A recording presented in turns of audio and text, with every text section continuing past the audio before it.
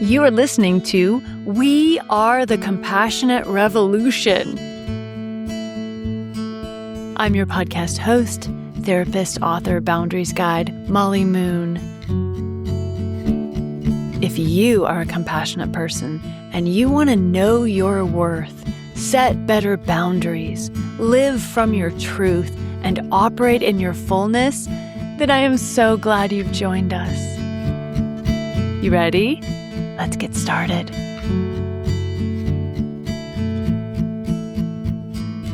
I am so happy to welcome to this episode a conversation with Neha Bhat, who is an Indian arts-based sexual trauma-focused psychotherapist, best-selling author. We've actually talked before when your book Unashamed came out, and expressive arts practitioner, weaving together the clinical and the mystical between India and the US. And there's more I could say. However, Neha, I want to turn the floor over to you. Will you give our listeners an introduction into who you are and how we came to be talking here on this episode? Yes, absolutely, Molly. I'm so happy and excited to be on your platform. And I hope that the work you do and I do can merge in this wonderful hybrid way and actually reach a lot of us who are multidimensional, I think, as people. But because of shame, because of trauma, cultural, systemic, individual, we've had to play these roles to perform one part versus the other part. Some of my life's journey has just been to be okay with all, and not, of course, not all of your parts, because people have a million parts, but more than just one or two identities, just be open to more than two. I love it already. Thank you. So, I started out as an artist in the film industry and actually doing TV work and media work and doing like painting sets and theater and play. And luckily, I had a great teacher who looked at me and said, "This is not your path." It stung at the moment, but it was so true because he said, "Why would you work from scratch to become, to work on the stage and to work in this industry, which will really kind of wear you down?" And I think he picked up on like a natural, compassionate, kind of empathic capacity that I brought to these spaces. And he said, "You're not cut out for this." So it's interesting for me because I could have taken it as a kind of an attack on my identity at the time and like, what is he saying? However, actually, it was very helpful because I'm like, thank you. Now you're saving me decades of work in a profession that will actually not suit me. So I moved into more creative teaching, and turns out, Molly, he was right. Like I was actually not cut out for like a super commercial like media job, like, helping other celebrities get richer. Like that is not what I wanted to do at all.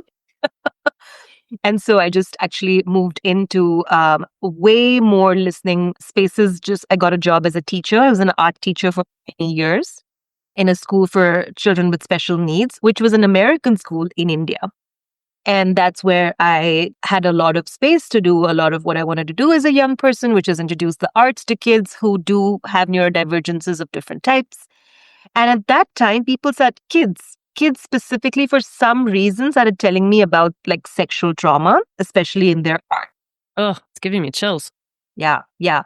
And at that time, I was kind of just like, I have to do this responsibly. So I should start studying this because it's one thing to, be a kind of channel for this trauma for children. But it's another thing to then do it from a more professional lens, which looks like studying it a little bit or going a little deep into these kind of like spaces around what is sex? What is sexual trauma? Why do children feel a certain way? Why don't they talk about their trauma? Why are they telling a teacher at school and not, their parents? Oh, this is related to like parental stuff, etc., etc. And so just like parallelly, I've had a spiritual upbringing. My parents are not religious. We're not Orthodox Hindus at all. However, we do come from a Hindu background and it is very polytheistic. And so it's a saint-based ascetic background in my house where my mother was just like, this is the saint. He's always with you. If you need anything, you can talk to him. You can communicate with him. You can ask him. And started like kind of an invisible friend sort of thing, but actually turned into a very real deity that I actually can channel and speak to and have intuitive downloads. So, long story short, I was very much colonized, as we all are, in the rational scientific world, to not speak about the psychospiritual because you can get labeled as irrational. And I just think that there was such a beautiful, intuitive guide that I always had access to that gave me a sense of like right or wrong decisions, what I should do, what I shouldn't do, even if we're falling into a trap, let's say a wrong relationship or a wrong job. You're finding out quickly that, take this feedback, take this advice. Your teacher has your best interest. Like he's not trying to attack you and break you down. He's helping you move away from, let's say, being on the stage to doing something more meaningful to you. So this guide was very strong for me and for some reason has always been strong for me. And that actually led me from teaching into prison work, actually. And I was Wow. prison work for many years. Then I went to the US and I actually was working in the Detroit prison systems for a couple of years. Then I was at the University of Michigan. And then I came to Chicago to study art therapy the second time, but from a more social justice lens. And then I went into sexual trauma. So it's just been this long journey. Very much, though, sounds like following your path, not just from the head, but completely and totally from the heart. That's right. Something that always stands out to me about you is there's a great love and tenderness for the person bearing the pain of trauma inflicted upon them that nobody wants to talk about. A trauma that needs to be swept under the rug, a trauma that is covered in a lot of shame. And you kinda can't help but go, I wanna focus on that." Yeah. I I want love to touch that. it. I love that. Yeah, why? Why is it getting swept under the rug? What are the reasons? How do we bring it out? How do we heal it? Why does it have to be that way? Yeah, that is so perceptive of you because that has been true for me even systemically. Like I will go to where no one's looking, like prisons, like children with, extreme types of disabilities, hospital settings. And I find it strange today that healers are so open to doing social media the first thing. Social media is great, but like to say like younger healers who have not at all done any real life kind of deep dives, which is why I started talking a lot more about a lot of different identities to say it takes a while to actually find your voice, to be able to speak to all these different parts of you. Shame is not you can't heal shame quickly. You shouldn't be healing anything quickly. You should take your time with it. Your body will guide you, your mind will guide you. There'll be lots of points of intuition. I was actually just talking to a young healer, this last weekend, and she was asking me advice like, "Okay, how do I get" not so much how do I get to where you are, but kind of. And it was following my heart. There was a lot of really painful work done, a lot of really painful places, hanging out in a lot of places that are not glamorous, doing work there, wondering why does it work this way? How come who's setting up the boundaries for everybody in this situation? Why is this injustice happening over here? How come we're all participating with our abusers? And who taught us how? Who taught us this is what polite, compassionate people are supposed to do? And if you follow that, you will become exactly what you're supposed to be and do in the next season. And I see you as somebody who knows where you will be in 10 years. It's a living, evolving, moving process. And it's so cool how it brings you to where you can do the most good in the next season, in the next season. So this is the point, right? That in the Eastern realm, I think we believe that knowledge isn't something that we have to like attain. Knowledge is already there. Like it's a stream of consciousness that already exists.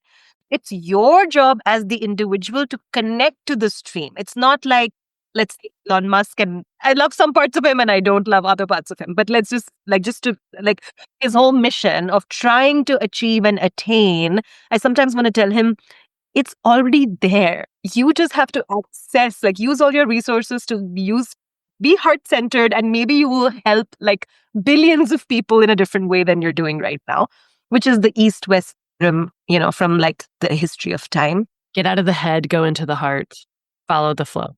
Yeah, and then you connect to something deeper and larger than you, which may or may not, you may or may not develop a good relationship with that voice, with consciousness, whatever. That's your work. So sometimes when I'm listening to myself and there'll be a business collaborator who'll approach me, I'll just go meditate. I'll just be like, is this person good for me? And sometimes the answer is a clear yes. Sometimes the answer is like not at all. But sometimes it's like not so clear.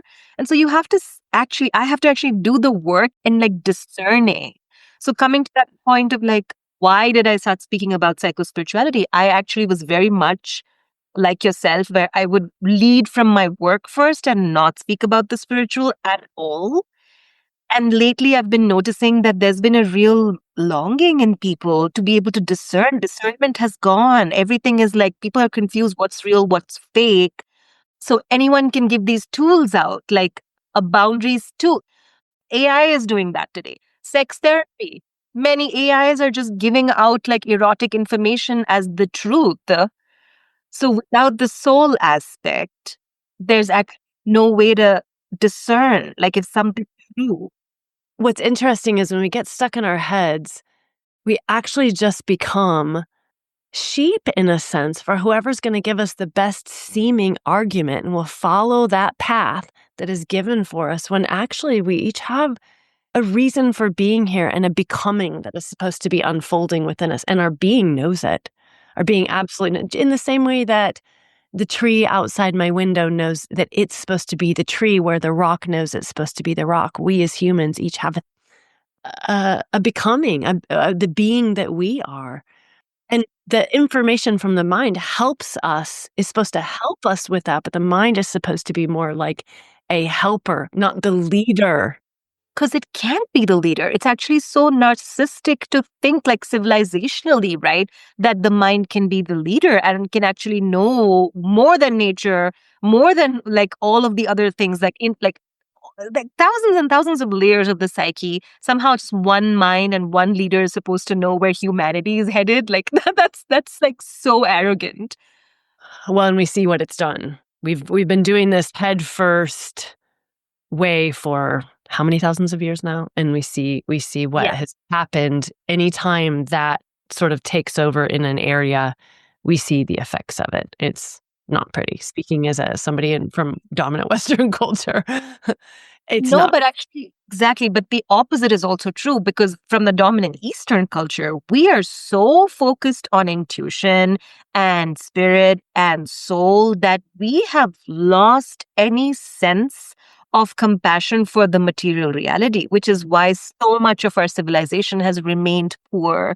Yes, colonization happened, but after that, it's our responsibility to help our people, which is why I speak so much about helping like people that, of course, I work in the US, but my nationality is Indian. I did not choose to get the US citizenship because I wanted to use my privilege to lead back to sort of colonized societies and doing better. Wow.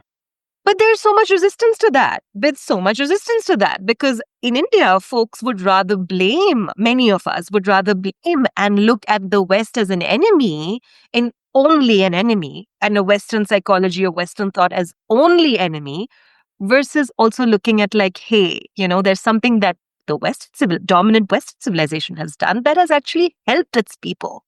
Water, air, these things are here. Like this is why so many Eastern people move to the West for better lifestyle.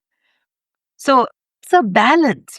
It's that duality where all, nothing, either or, this or this. And all of us are really being, I think, in this time especially, there's this awareness, I think, dawning in so many people, like we're going to blow ourselves up if we do not figure out how to bring the best of everything together and start thinking in ways and start living in ways that I always think that's the ultimate boundary, is honor self, honor others. And that we need them both. We need them both. And we need to design and build a world that honors self, honors others. For people who've leaned into honor self only and forgot about the others, fine, focus a little bit more on honoring others to balance you out. For people who have honored others and forgot all about themselves, focus for a little bit on learning how to honor yourself. Exactly. Actually, I want to sort of segue, but it's all really the same conversation into your work with sexual trauma. Because I think that's something that, I mean, what are the numbers of human beings, especially women, men too? It doesn't get talked about. 1 in 6, 1 in 3. Those are the numbers. 1 in 6, 1 in 3. 1 in 6 boys are sexually abused. 1 in 3 women, and apparently it's like one or 1 in 2 trans people. I was just going to say the LGBTQ community is probably worse all the way around because of the stigma and the inability, the fear of coming and reporting anything. Who's going to That's right. care because of the existing way things work? What is the cost of sexual trauma on the person carrying it? I'm going to be super psychospiritual and say actually the highest cost of sexual trauma is not even death. I think it's carrying that trauma life after life as someone from a Hindu background who does come from reincarnation as normal. Like here in the East, that is a normal ideology for us. We don't consider that unscientific mostly.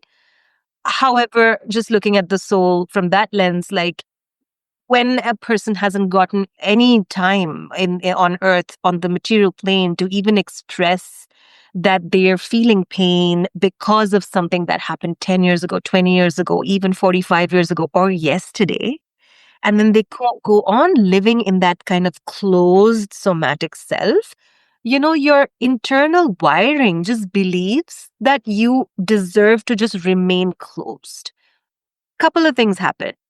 You may overperform grandiosity. Like Gary Reel, our favorite teacher, says this all the time. You may overperform grandiosity because you're so closed internally that you've got to show the world, look how much money I have, look how much sex I'm having. You're probably not enjoying any of it. But like, look at the women I'm surrounded by. Or I'd say, look at all this. Like, I'm so pretty. I'm so this. I'm so this. Is like overperformance. Or the other thing that could happen is that there's just like complete deflation of spirit, self. And I think this is more of the stereotypical survivor that we hear of, like someone who is deflated, has a sense of self that is not expansive, takes that trauma out in other ways through anger, through shaming the children, through shaming the children's children, moral policing, religious trauma, shaming themselves, and Molly constructing grand narratives, right? Like, I'll get a lot of this. There'll be like an astrology teacher, orthodox astrology teacher in India will say, oh my gosh, you went to this temple and, your phone got stolen, which it did happen. And so I'm like, yeah, it did. Don't ever talk about sex in front of the goddess. She will punish you. Oh, And then it was like a lecture on, sexuality and goddess practices. And I was just like, what is this projection? Like, what are you talking about? And this person was not able to identify her own sexual trauma coming out in her students' lecture. I was asking a question on astrology, like, is there something in the planets that, this theft happened to me? And she was like, I think you talk about goddesses and sex. This is why you were punished. and what's so funny is if you think about the goddess, isn't that the place where sex would be talked about the most in the sense of, hello, this is part of our humanity here on earth, and it's okay. It's a glorious, wonderful thing. Yeah, absolutely. And to look at the wounds that have been done, that too is a glorious. If the goddess can't handle sex, who can?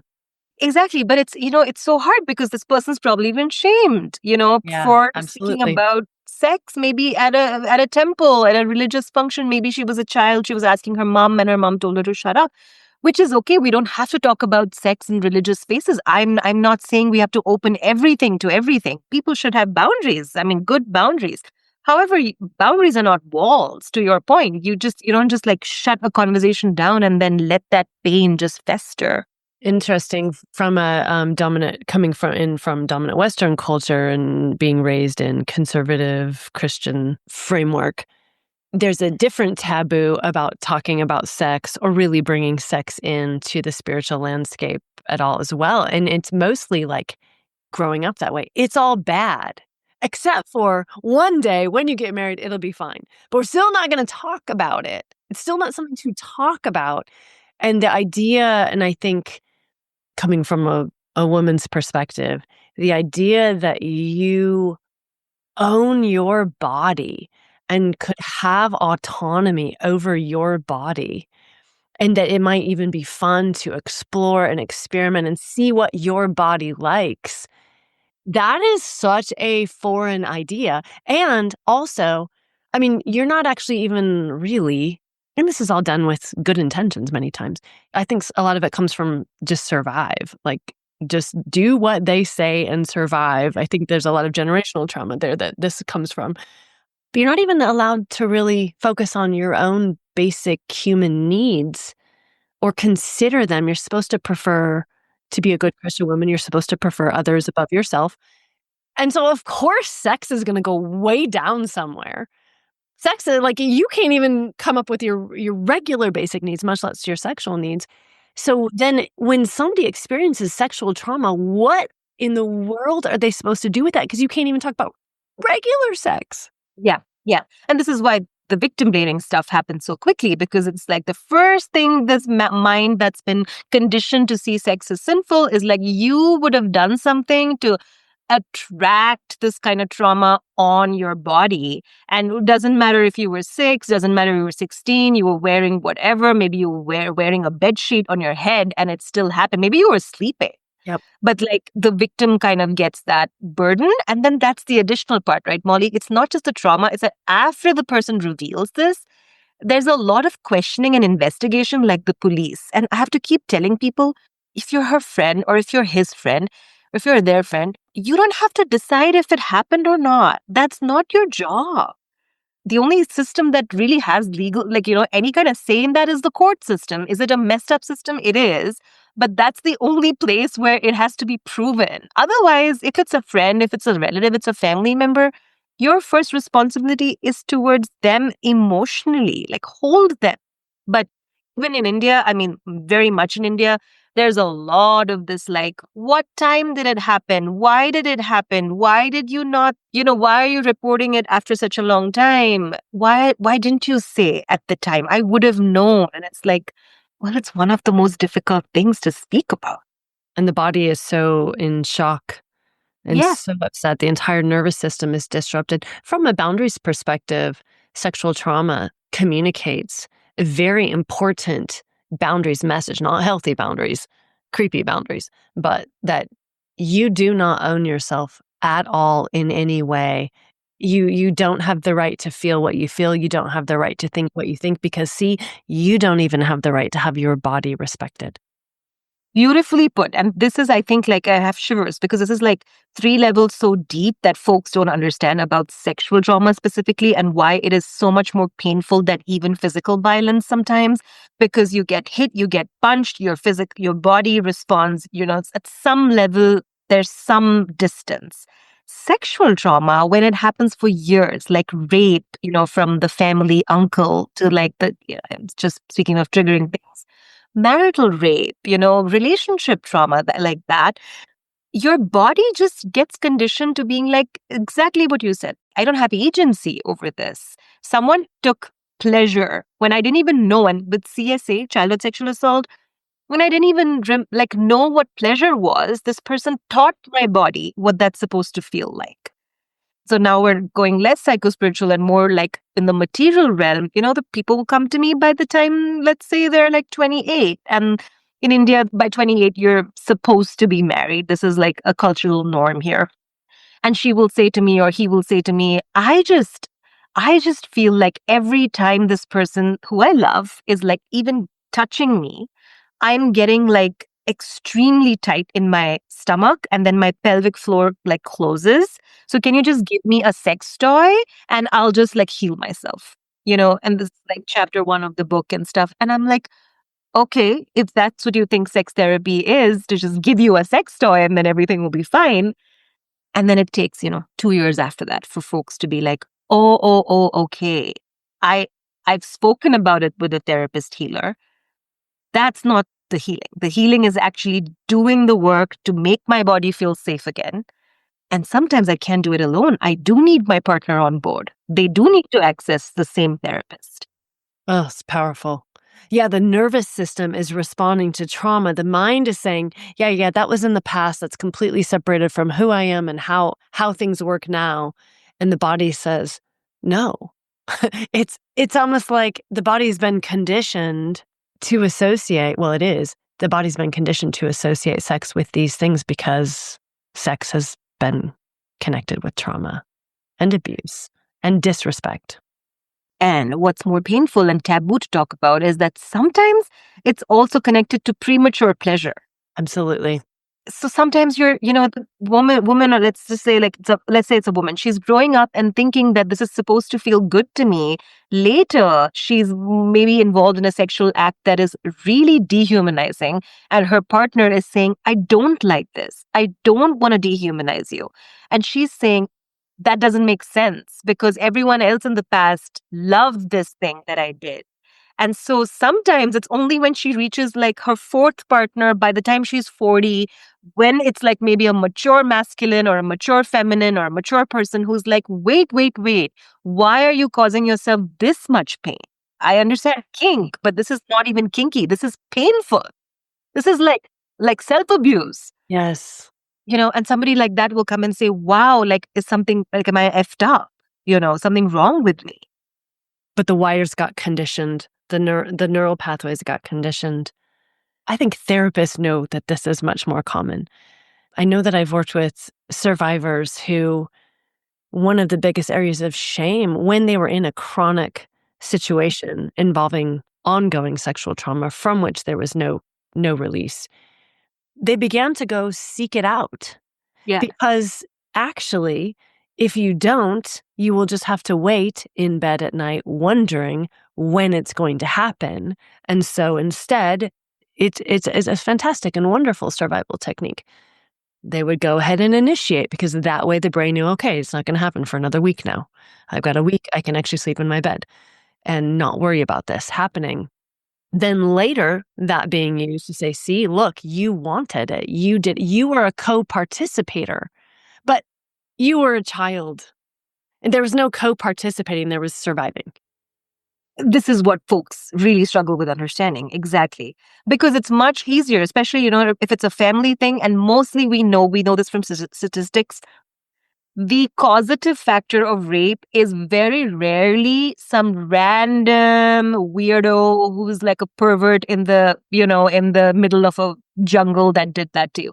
It's mostly your friends, your uncles, somebody in your family system, brother, sibling, boyfriend, partner, for women, for men, babysitter, Yep, babysitter, absolutely. school teacher.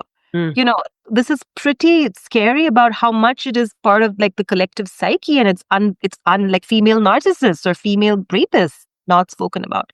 And so you grow up to be like, okay, cool, I caused this to myself because as a child I enjoyed it, and maybe he was my brother and he was 2 years older than me, and I have to do a lot of this, like, your brain wasn't processing it. So you can't hold yourself accountable to that. And they'll be like, but I need to hold myself accountable. And it's like, how? How do you go back in time and like hold a kid accountable? Shame says, hold yourself accountable as if you were doing this as a 40-year-old with the brain capacity and awareness and boundaries and knowledge that you have now. And isn't that funny how I think shame makes us believe that that makes so much sense? Yeah. Absolutely. Yeah. And the path to healing comes so much so through actually understanding the true context of it and having a great deal of compassion and love. Boundaries. Because what you teach, Molly, is actually psychic work. And I keep directing people to your website and to your resources and even the free stuff, because it's great that it's all out there for someone who can access it, because it's become so easy to just throw this word as like a trendy thing to do. And people just think it's, oh, I said it. I just said my boundary, and like that's healing. But it's actually a psychic break that happened all those years ago that you're trying to repair. And then you have to practice. And then once just because you want to practice doesn't mean other people want to practice with you. So the other person comes and breaks it again and violates it again and again and again. And then you have to still do your part. So just to go back to our previous conversation on the sexual trauma piece, the perpetrator in the family rarely, if especially conservative Christian, conservative Hindu, conservative Muslim, just conservative religious backgrounds, there's so much shame in like naming a family member because it goes against the religious and I say this as a very like I respect religion. I'm Same. anti-religion. Same. Exactly. It's such an abuse to God, actually, to allow that kind of hypocrisy to go on for years in the name of God. 100% agreed. There's actually entire kind of systems designed around protecting the one who has power. So that means if the one who has power abuses their power, there's no real accountability. And hence we have victim shaming because those in the system who see that there's a great injustice done, they're almost conditioned to think the person who has the power speaks for God. The person who has the power is the one who's supposed to be lifted up. Therefore, the only way we can solve this problem is it's got to be the victim's fault. It's got to be the victim's fault because we have been trained and conditioned not to look anywhere else. And I think that that does a great disservice to there's so much that faith, religion, spirituality offers to humans, but not when woven into it is a whole Psychic system of manipulative protection almost. abuse protection. Yeah, abuse protection. And it has everybody participating. We're seeing that on the world stage even right now. Has everybody participating in acts of total grandiosity and abuse in the name of, this higher power that is that actually really what that higher power is wanting?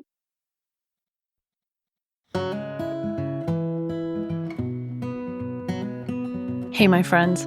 I firmly believe that the common struggles we compassionate people face are often doorways, pointing us to the hidden beliefs that so many times keep us stuck. So if overgiving or people-pleasing or guilt around boundaries has been holding you back, I created something to help. It's called the Boundaries Breakthrough Mini Course, and right now, it's totally free.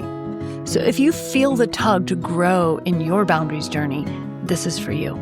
You can start today at boundary.com/breakthrough. And if you're interested in coming to work with me more closely, the mini course is a wonderful way to dip your toe in the water, get some real help. And if you want to continue with me after that, then cool. I would love that. Boundary.com/breakthrough. It's really good stuff. Have fun.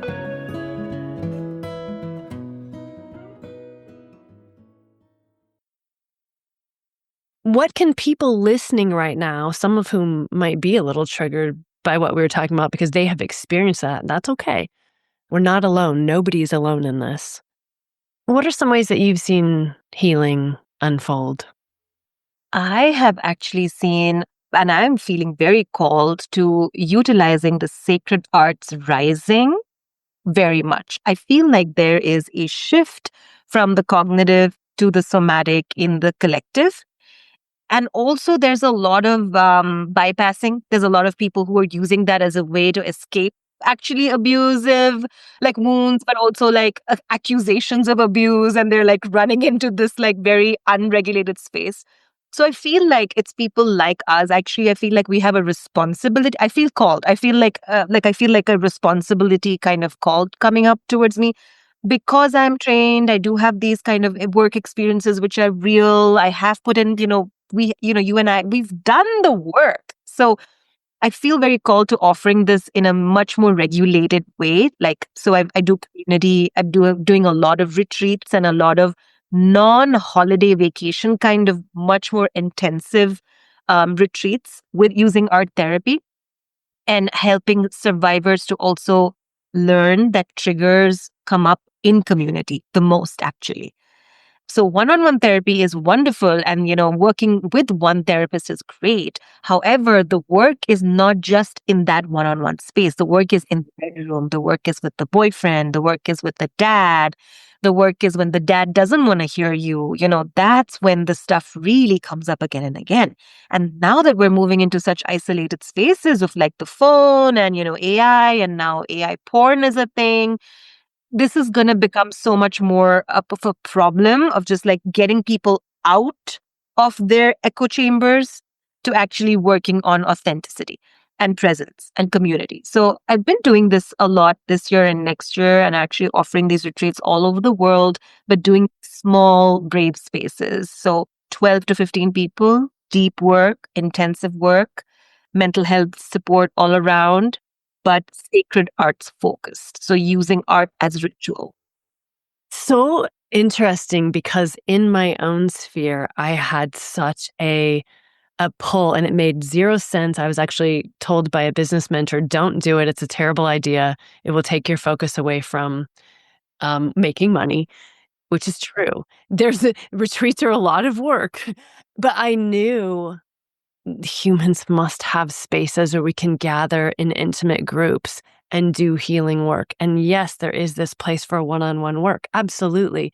But there's so much of that. Exactly. And there's something incredibly powerful about co-created community and what can happen there. Blows my mind what happens in these retreats. Blows my mind. I'm always humbled and in awe of what happens when people who are ready to heal get together. It releases something I could never take credit for. Yeah. You bring in your expertise, but there's something beyond that. It's exponential. And so when I saw that you were doing these retreats, it made me so excited because I think maybe many of us are being pulled in and called into providing these things.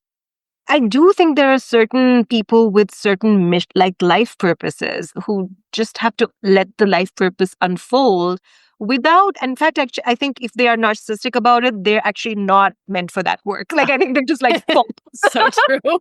Don't do it if you're a narcissist. It's a You know? terrible idea.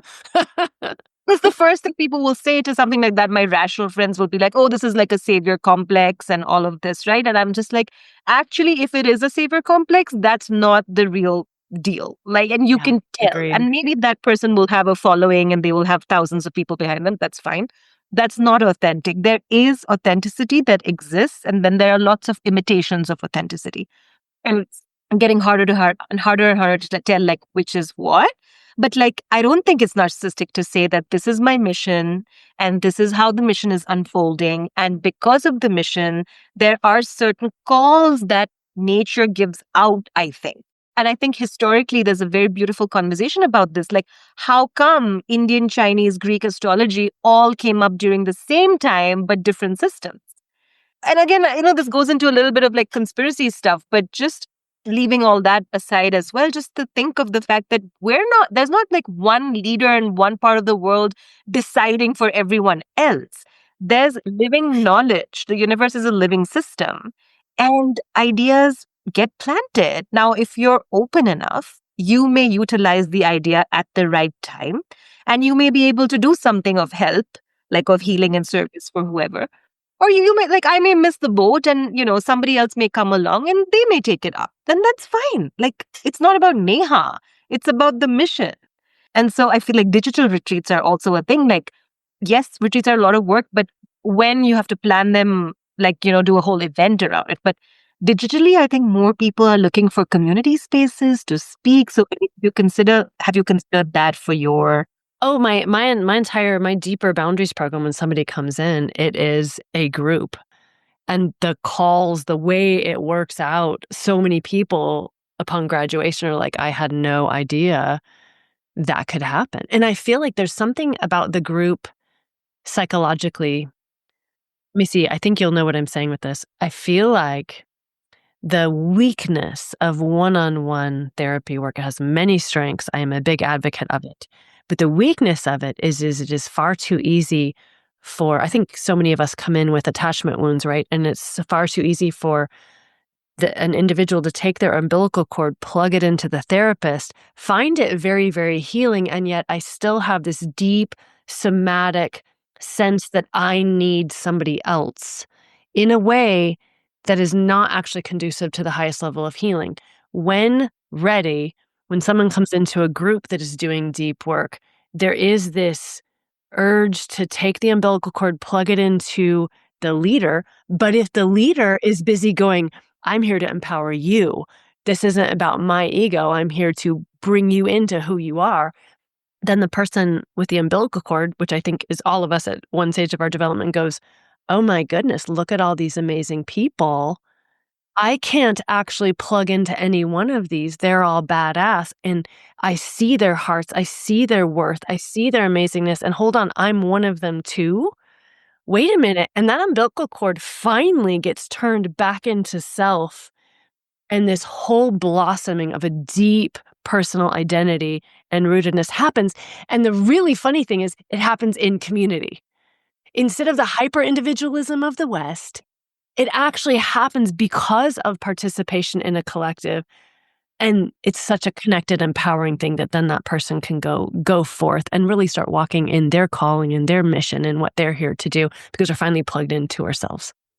What you named is like a structural strength of the West, because I think the West is used to, and I think just it's a sweeping generalization, but because the West is used to doing so much egoic work, there is focus. So let's say there's like sexual trauma groups, or healing from abuse, healing from DV. There are so many groups, Molly, in the US, like this AA, like Alcoholics Anonymous. The amount of good things it has done, for all its weaknesses, the amount of good things it has done is amazing, because it uses community in a focused way. What happens in the East is that community is normal for us, because you just walk out the door and there's like 20 people, right? Like doing their own thing. And you're never by yourself in the East. Unless you just like transport yourself to a magical forest. Even then, to get out of the house, to do things, you have to talk to the locals. You have to be with people. It's a very different flavor of community, which is why the shame here can actually be community. It can come from community, because it's too much community and the community doesn't have a focus. So the groups here, when you're doing like artwork, and there's like, very natural for people to buy vegetables together, make art together and all of that. There's no focus on like the healing aspect and stuff. So when I'm explaining to Indians really like the power of community, we don't understand that. We're like, no, I want individual space to just like heal Mm. my trauma. It makes sense. Wow. Oh, that's really cool. Which is why retreats, like the thing is that you said, right? That the work you do and the work I'm doing is like really good, because it's bringing both. Like, yes, you can have your own space, but this is focused community. We're not just like a bunch of family members, like going and buying stuff and coming, like just like having fun and going to the market and then just chatting about trauma. That's not what we're doing here, because that's what it is in India is like. It's so interesting, right? How there are such strengths. And then with those strengths, because the more polarized we get, then there are weaknesses that come out, that the other side actually has some of the medicine that is needed to help heal those weak areas. But Exactly. as long But as we we stay can't see it. polarized, we Yeah. don't. Yeah, exactly. And Would they you? don't want us to see it. Like they want us to fight. Like whoever is like, I mean, all the rulers of the Agreed. world.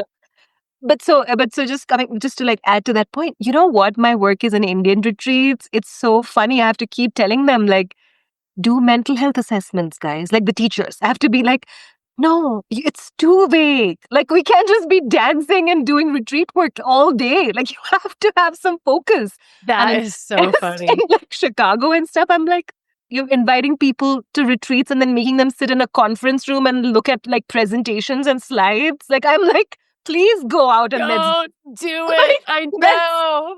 Nobody needs more of that. It's, oh gosh. Would you tell this audience a bit about your book, Unashamed? I know you have another book happening soon. That's exciting. But the book that is out, Unashamed, would you tell the audience a little bit about what that book is about? And then especially how you had the courage to do it? so what it's not, I think it's easier for me to speak to what it's not, because it's complex what it is. What it's not is it's not pop psychology, and it's not just like vanilla or blanket sex positivity for the sake of it. Because so when someone reads Unashamed, it could read as something as like, okay, this is, just like, let's heal from all the things that stop us and let's just be a liberated sense of whoever we are. And that sounds like chat GPT sometimes. So like, to be True. and so actually the feedback I got from people is that actually once they opened the book, they went, oh, this is a workbook. Like this is going to make you do our work.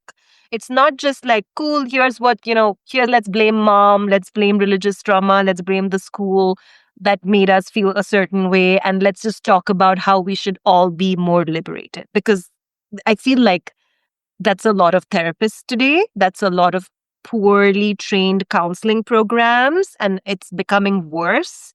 Like, there is no depth. Unashamed came from a need, a longing in the Indian psyche specifically, that there was no depth around what sex positivity can look like from an Indian framework. Because in our lens, it's not necessary that a person can even have access to many partners before marriage, because arranged marriage is a thing here and it's localized, it's normalized. Family shaming, all of that is true. But also, you also have these much more open spaces, liberated spaces coming up. So there's a lot of cultural dissonance. So it kind of goes into the community trauma piece specifically. It's not just written for Indians, it's written for people who come from community cultures primarily. So Black folks, Latinos, the book well in Mexico, because people were just like, this is so similar to our culture. And I was like, it is. It is. A lot of us face this. But then it goes into holding myself accountable. It's not like, look at my dad and look what he did. Yes. And how does this come up for you as a trigger for with your father today? Today, oh, that's powerful. Yes, and also right now, the only person who can do anything about your life is you. Yeah, yeah. And so it's divided into three parts, like prepare, immerse, and then heal. And then each chapter has like takeaways, and it's like a workbook, which was my editor's idea. And it has somatic and art therapy exercises. In fact, I didn't even expect the book to do as well as it did. I thought it would be like one of those well, like people like us would read it. And I was hoping that everybody would read it, but I was like, okay, healers will read it. No, actually, there was like a real need for it. So, which is what catapulted the idea to just keep writing these very specific, focused kind of offerings for the public. So the next one is on relationship abuse, actually, specifically difficult relationships. I saw, is it named Untangled? Is that what it? Untangled. Yeah. Oh, I know. I saw the name. I was like, "Oh, this feels like this is going to be so good." Mhm. So many people that I work with and that listen to this are compassionate people themselves on the journey, in the process of deconditioning from all of the ways that we've been kept small. The compassionate people have the ability, have the qualities to do the most in the world, not said in a pressuring way, just said in truth. Here are these qualities that other humans are still in the process of finding, and compassionate people just come into the world with them. But the layers of conditioning that have been put on us to not rock the boat, don't take up space, you're going to be taking up space from somebody else.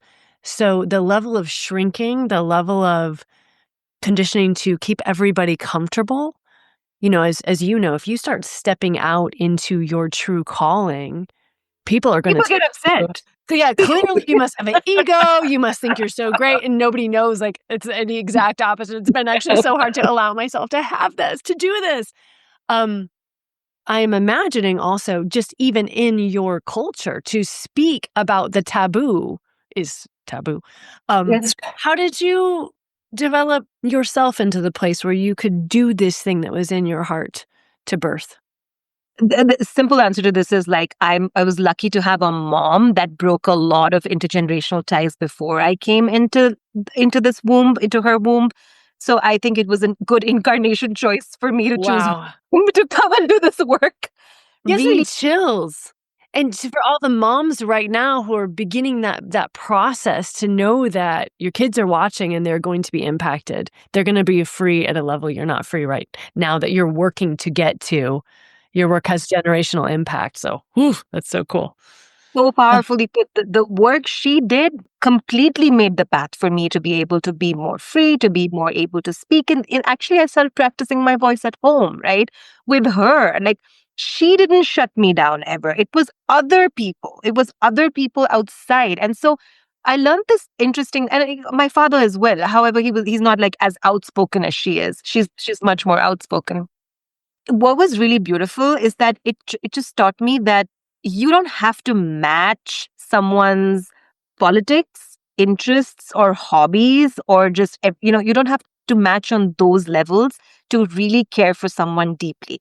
And I say this because my mother was a great example to say that this person we may not agree with this person, but as long as they're not a complete jerk we don't have to completely distance ourselves from this person. So understand where they are, understand where you are, and try to relate.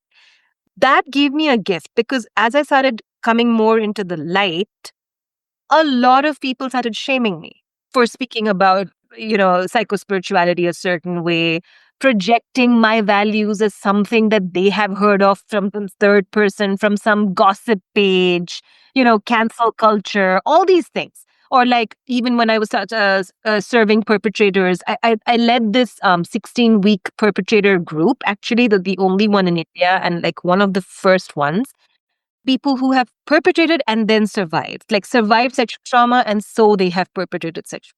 So it was very unique. But the pushback was, oh, why are you doing this when survivors don't have care? So I can't be your friend. And these were like people who had come to my house, eaten lunch at my mother's table, and then been like, she's horrible because of this. So all of those experiences were really helpful for me to know, okay, if someone really cares about you, deeply cares about you, lifelong, they're not going to shame you in these ways that you're showing up for service and your mission.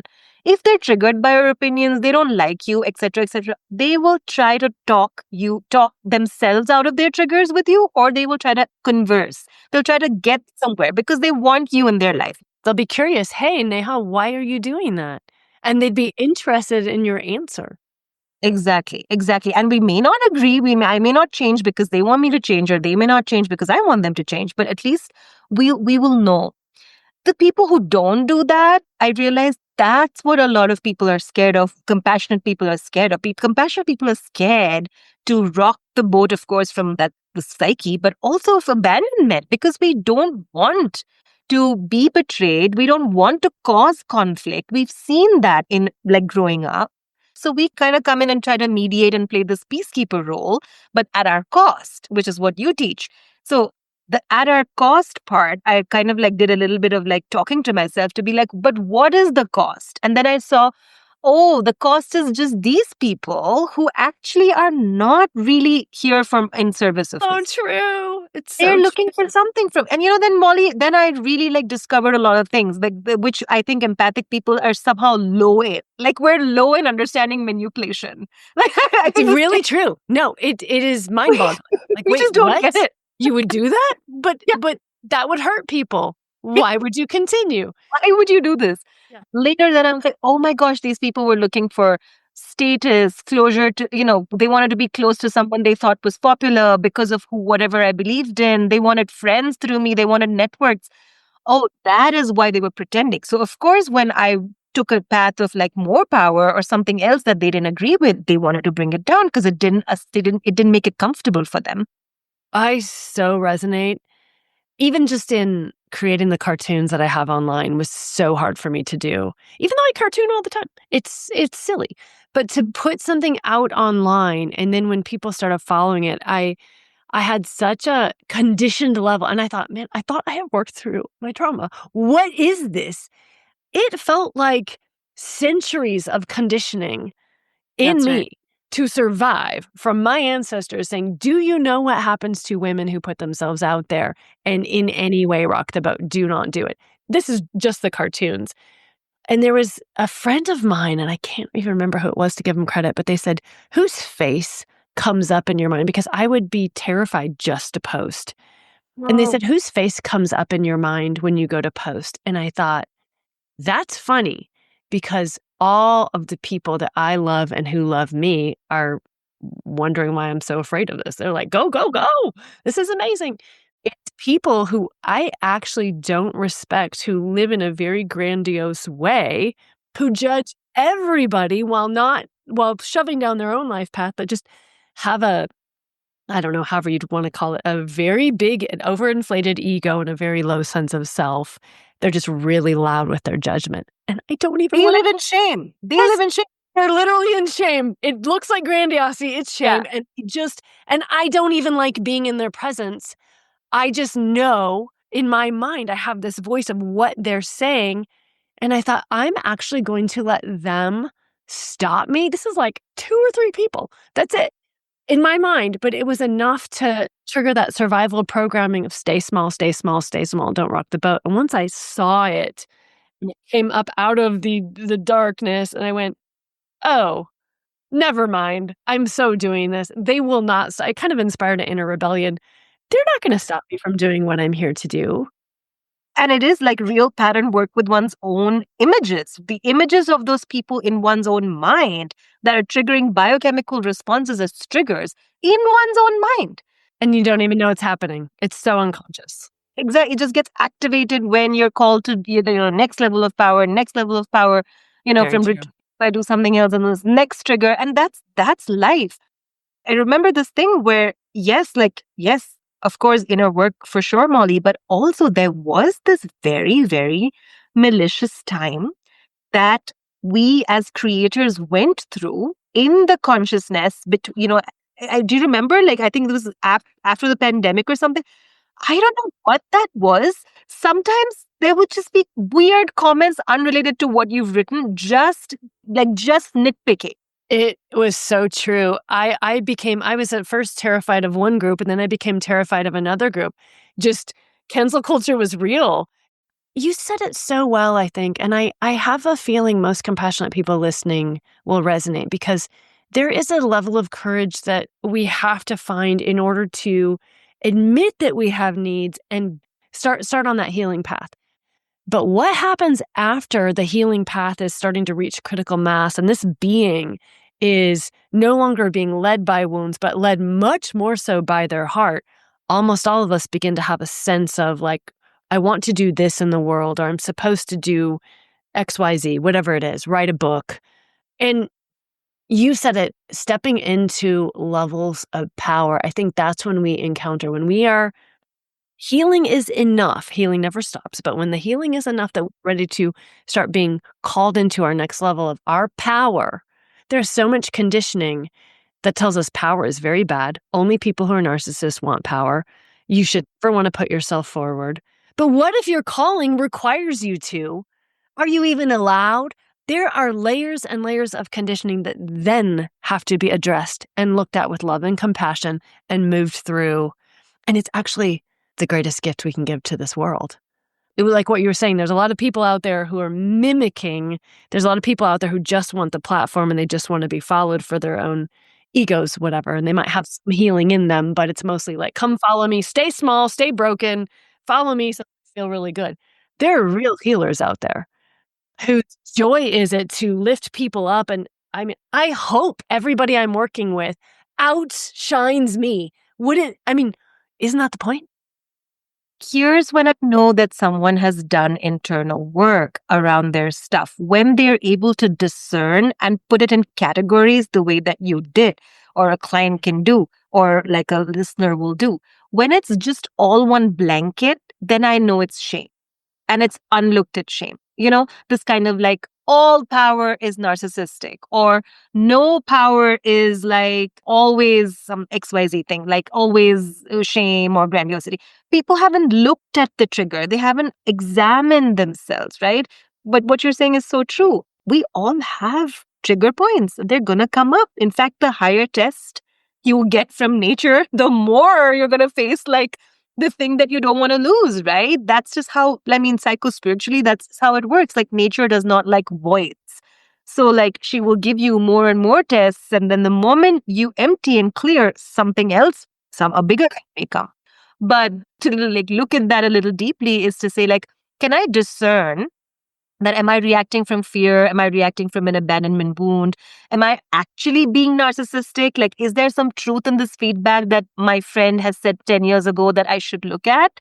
That's the real work, not just like, okay, cool, now she's getting popular, so she's a horrible woman who needs, who's doing this for money and fame. They're shaming because they haven't looked at any of their wounds. And we do the world no service when we go ahead and take that on and then accommodate their shame and don't fulfill our own mission. Yeah. If there's somebody listening right now and they are in a place where they know they're here for something more, but there are wounds related to sexual trauma, to their femininity, their masculinity, their gender fluidity, whatever it is, if there are wounds there in this area that have felt like they might be too heavy or too taboo, can't I just stuff that under the rug? Do I really have to face those? Would you speak to that person right now and give them what's on your heart? I mean, what's on my heart is just like stillness for them to experience stillness, especially after maybe a conversation like this as well, because we say, I mean, the words do have power, but two healers speaking to each other who've also done so much of the work can feel activating because the words have weight. What you're saying is deep. What I'm saying is deep. It can bring up people's somatics. So as people are listening, and especially if you were an experiencer of any kind of assault, childhood, teenage, adulthood, marriage, or elder abuse, and you feel called to like look at that wound a little bit, I would say just slow down after this podcast, like take a shower, go for a walk, drink a hot cup of something or a cold cup of something, no substances, just something regular. And as you're doing that, try to just even write down what came up. And it can be a flash, it can be an image, it can be a sound, it can be a name. You don't have to do any depth work just because you're activated. However, collecting these in one place, like a journal, I find super helpful so that when you are more regulated and ready, perhaps after some time, or when you're in therapy, or when you're with a healer, when you're in a group, when you're with a friend, you can go back to this space and say, I was listening to Molly and Neha, and this name just flashed for me when they were talking about sexual abuse, when they were doing this. What is that about?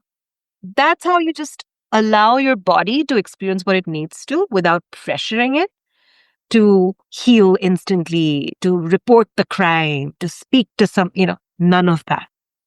So I Mm, would, that's what's coming to me. that is so good. Thank you so much.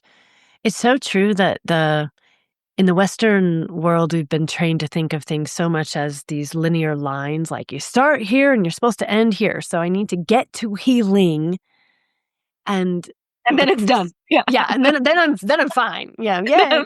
And there's this pressure, like, oh my gosh, it's not healed, and I have to achieve healing. I have to performance my way into this healing, and it's so much what you said. Healing is so much more of a circle, and healing is so much more of the actual process, the things we must do in order to almost embrace the healing process are the healing, funnily enough. And in fact, even just think about the audaciousness and the rebelliousness of saying, my nervous system is activated, therefore I will take care of it right now. That's healing. That's the exact opposite message that the trauma gave. The trauma said, oh, your nervous system is activated, therefore disassociate, Shut it deny down. it, shut it down, exactly, fight, flight, freeze, fawn. And instead, no, I am going to notice it, honor it, tend to it lovingly with self-compassion. And when it's time for me to do the next thing, when I know what that next thing is, I will do that. I give myself permission to take care of myself. The step that I'm adding, because it's both of us do art, is that all of that, and then you can take the trigger, almost like give it to something else. So give it to the page, give it to the pencil, take it out of you for even a second, and then you can come back and look at it. Oh, I love that so much. And there's the power of expressive arts right there, too. Exactly. Will you tell everybody where they can find you? You are active on social media, you have a website, you have a book. We'll make sure this is all in the show notes as well. Sure. You can find me on Indian Sex Therapist. That's my most active handle.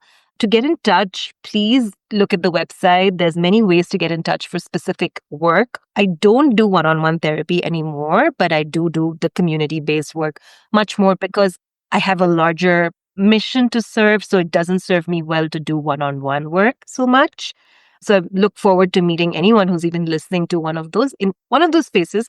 And with the book, I keep coming, I keep move. 6 months I'm in the US, 6 months I'm in India. So I actually do visit California a lot, like talk to different community spaces. I'm queer. I should have said that. I'm queer. I should have said that in the beginning.